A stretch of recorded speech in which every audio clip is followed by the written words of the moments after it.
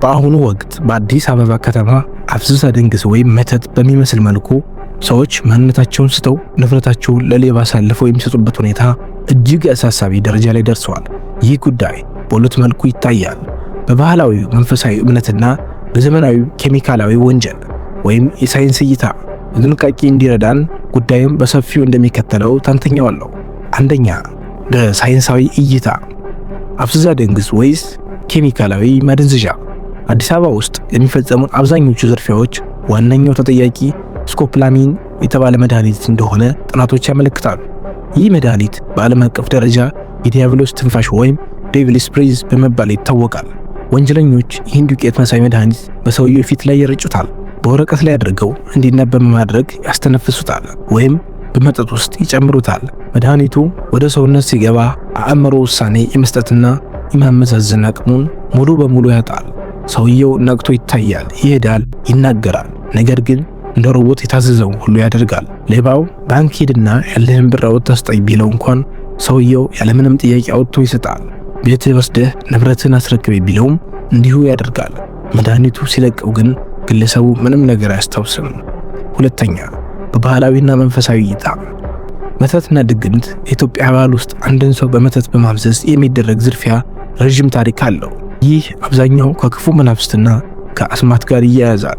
ወንጀለኞች መሸኛ ወይም የግርግር መድኃኒት በመጠቀም የሰውን ዓይን በማዞርና አእምሮን በማደንዘዝ ንብረቱን እንደሚወስዱ ይታመናል። የመንፈስ ተገዥነት። ግለሰቡ በዚያ ሰዓት መንፈሱ ስለሚታሰር መቃወም እንደማይችልና ድርጊቱ ከተፈጸመ በኋላ ምን ሆኜ ነበር ብሎ ግራ እንደሚጋባ ይነገራል። ሶስተኛ፣ በአዲስ አበባ ወንጀለኞች የሚጠቀሙባቸው ዘዴዎች። በከተማዋ በብዛት የሚታዩት የማፍዘዝ ዘዴዎች የሚከተሉት ናቸው።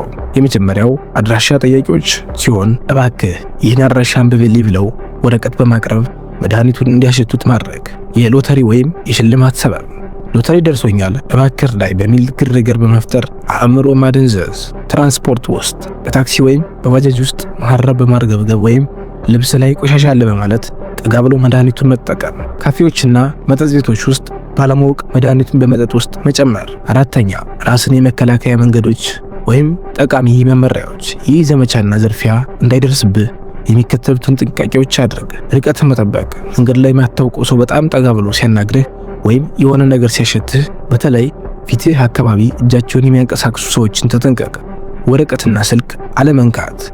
አድራሻ አንብብልኝ ወይም ስልኬን አስተካክል ብለው የሚመጡ ሰዎችን በደግነት ርቀህ ለፋቸው። ከማያውቁት ሰው ጋር አለመብላት ወይም አለመጠጣት። በትራንስፖርት ውስጥም ሆነ በህዝብ ቦታዎች የሚሰጡን ማስቲካ፣ ከረሜላ ወይም መጠጥ ፈጽሞ አትቀበል። የጥርጣሬ ስሜት። አእምሮ በድንገት ይድንዝ ወይም ግራ እየተጋባ እንደሆነ ከተሰማ ወዲያውኑ ወደ ብዙ ሰው ወዳለበት ቦታ በመሄድ እርዳታ ጠይቅ ወይም ለቤተሰብ ደውል። በመጨረሻም አዲስ አበባ ውስጥ የሚታየው አፍዝዝ አደንግዝ በአብዛኛው በዘመናዊ ማደንዘዣ መድኃኒቶች የታገዘ ወንጀል ነው። መንግስትና ፖሊስ ይህን ጉዳይ በቁጥጥር ስር ለማዋል እየሰሩ ቢሆንም ዋነኛው መከላከያ የእያንዳንዳችን ጥንቃቄ ነው። ቪዲዮ ከተመቻችሁ ሰብስክራይብ እና ላይክ በማድረግ ቤተሰብ።